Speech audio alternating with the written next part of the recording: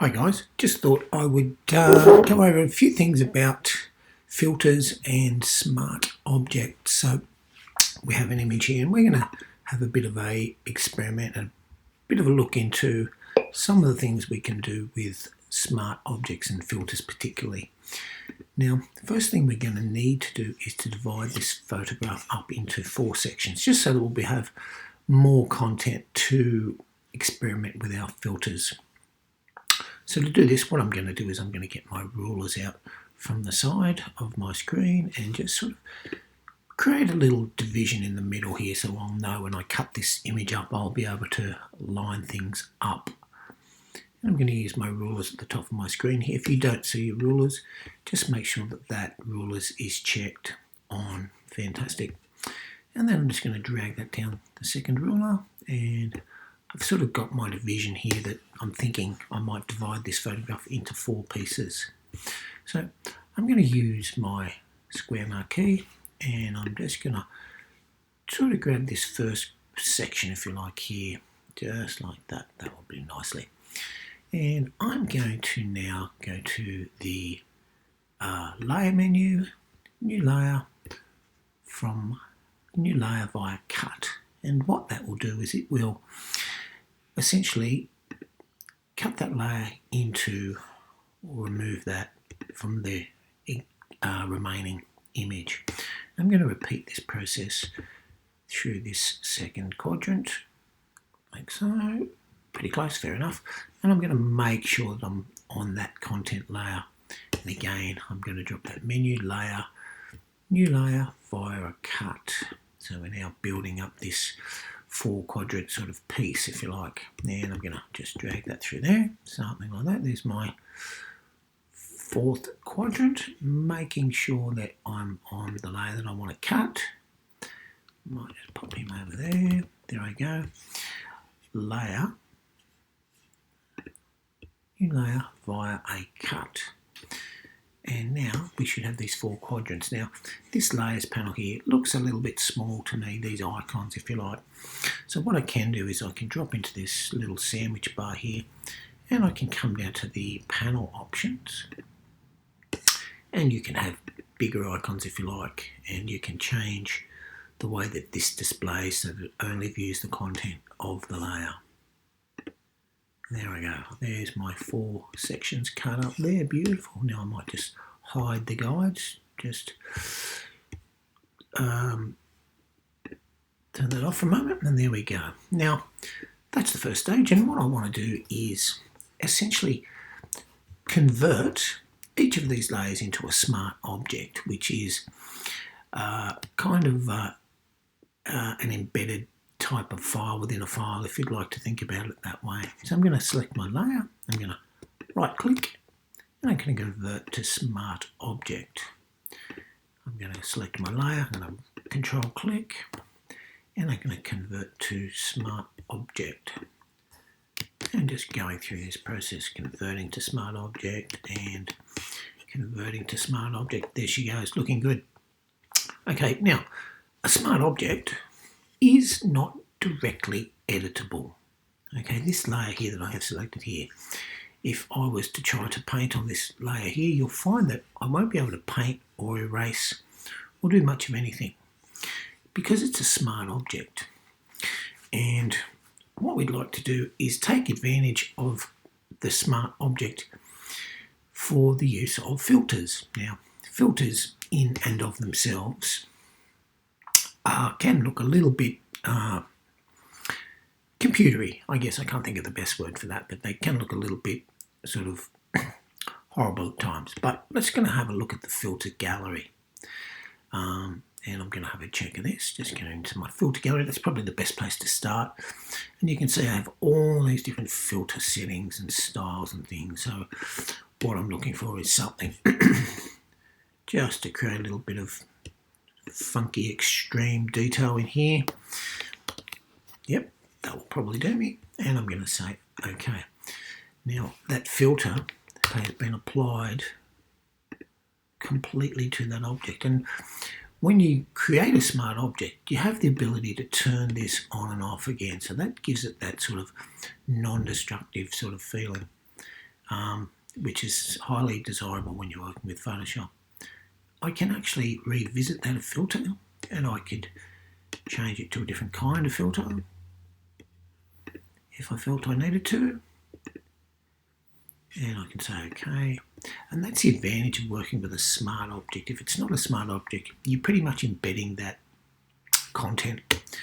So there we go, that looks fine. But what's great and interesting about working with smart objects and smart filters is that because we all know about masks, and we've done some videos and tutorials on masks, that means that I can show or hide portions of that actual effect by painting with black into my mask. Make sure you have your mask selected, and you can just spot out and just have just some of the effect apparent, and this black is indicating that I've hidden some of the effects and I'm only sort of using parts of it that I want. So it's kind of interesting. What I'd like to do is repeat this process a couple more times. I'm going to try to get through this pretty fast, and because there's a few things to cover here. So I'm going to pick a different filter. That looks good. Just going to make this quite extreme. Yeah, that will do. And I'm going to say OK to that. And again, it's given me this effect, but it's also given me the mask. So I can just spot out some of the effect. And I think you'll find that using the masking smart filter technique, you can control the effects a little bit better. So what I'm going to do is I'm just going to come through this. I'm going to repeat this a couple more times. Filter, filter gallery, and I'm going to play with some of these other ones. Maybe I'm going to have some spatter, and I'll really try to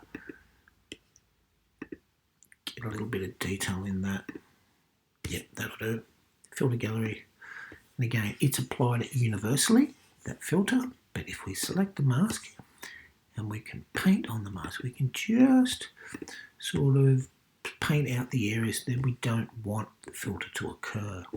Fantastic. I'll do the last one. In we go. Filter, filter gallery, and we'll see what else we can do here. Some of these are better than others, no doubt about it.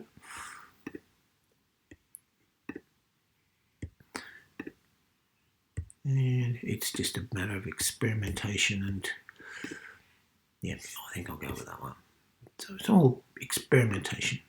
So that effect has applied universally to my content, and again, because it comes with a built-in mask, I can paint out or have that mask.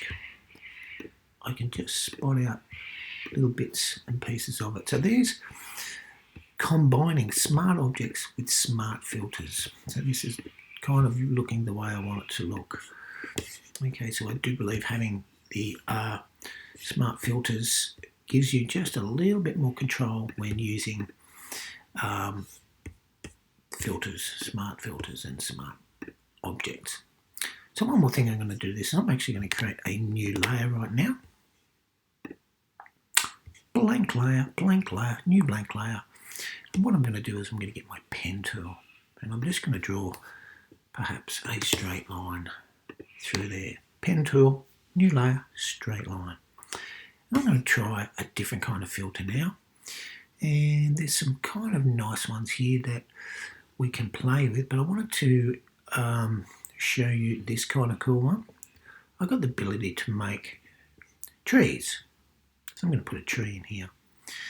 And this little engine opens up, and it actually is really kind of fun. I've got different kinds of trees I can apply to my image, and it's a bit memory intensive, so if your computer starts to arc up a little bit, you know, be aware. So I can change the light source and a few different things. I'm going to pretty much leave it like so, and there I get my tree, which is pretty amazing actually. So I can sort of position this where I think I might like to have it. Maybe I'll put it there. Okay. What I'm going to do now is create, again, I'm going to create a new layer. So, new layer. And again, I'm doing the very similar thing. What I'm going to do is on my new layer, I'm going to draw another path. So with my pen tool, with my path, I'm going to draw a bit of a random shape through here. Something like that. That'll do. Because we want to apply another effect to this thing. So I'm going to go to the filter, going to go to the same place, and we've also got the fabulous flames, and this is kind of fun too. So I can add flames or computer generated flame to my image, and you can see that this is going to build this flame thing for me, and you've got other variations that you can experiment with. It's kind of fun, but I'm actually just going to go with the first one, but feel free to experiment. I'm going to say okay to that, and it's going to build this fabulous flame for me. So I'm pretty excited about that, actually. Kind of fun. So maybe I'll put that up there, and I'm going to leave that there. Now, it's so much more you could do with this thing here, but I just wanted to illustrate some of these concepts. What I might go ahead here is I might grab my little logo, branding up my final piece. And I'll pop that in there. There's my Sydney Dance Company logo, and I've got this cool looking image here that we've created with smart objects and smart filters.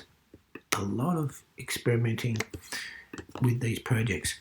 Look, smart objects, smart filters, we will cover more and more related to smart objects in the coming weeks in videos, but I hope this helps for now. Smart objects and smart filters. Fantastic stuff. Okie dokie. Well, I hope that helps, guys.